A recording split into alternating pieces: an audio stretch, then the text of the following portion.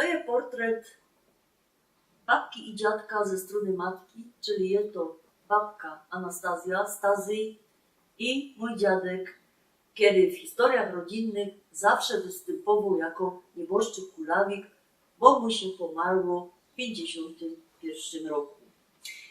I od niego zacznę, bo on, choć ja go nie poznała, on był, jakby my to dzisiaj padali, jajcorzem.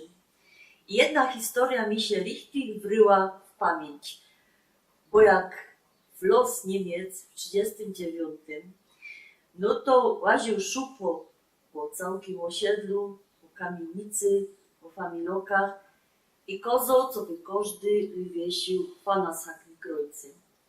No wiecie, ludziska się boli, z całą noc szyli z poszew takie właśnie fany, Sakrykroice, jedne w prawo, jedne w lewo, a mój dziadek kupił się taką małą fanka za 2 marki w trafice. Babka zawsze opowiadali, że ona była wielkości znaczka pocztowego i też ją powiesił.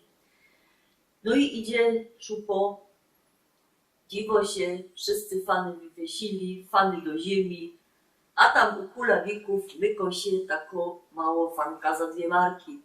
To on już ten gumiknypel wyciągł na sieni i tak dziadka sprął po życiu i po plecach, że dziadek nie poradził się dźwignąć przez 3 tygodnie. Nie poradził go dać, odbił mu płuca i on się myśla, że też to przyspieszyło po tym śmierć mojego dziadka. Do kamraty, jak go przyszli nawiedzić, to się go pytali, jak się czuje, a one no nie pokazywał, jak ta fanka się wykała i się śmiał. Potem, jak już poradził go dać, to padło, że on by jeszcze raz tak zrobił, bo ta uciecha, jak się dziwał, od dołu do góry tym szybko i widział ta jedna mała fanka, to mu richtig wiele dała.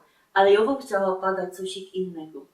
Moja babka jest sam w pięknym obleczeniu, ale my na Śląsku na takie obleczenie padamy, że to jest obleczenie pańskie. To był ten pierwszy raz, kiedy moja babka oblekła się po pańsku i ona już nigdy nie wróciła się do kieców śląskich. Po jakiemu? Ano po takiemu, że ona była sznajderka krawcowo i do nich chodziły się kobiety szyć, oblekać. Dziwały się na rozmaite modnhefty, no i babka, wiecie, ona by była tako nie za bardzo moderno, jakby ona była w takich kiecach, jak w tych, na które się dziwocie. Ten portret, on mi towarzyszy, on jest prawdziwy, to nie jest żadna replika, on mi towarzyszy w całym moim życiu, ale ja tak dopiero niedawno porachowała się, wiele sam babka miała roków, wiele oni byli starzy.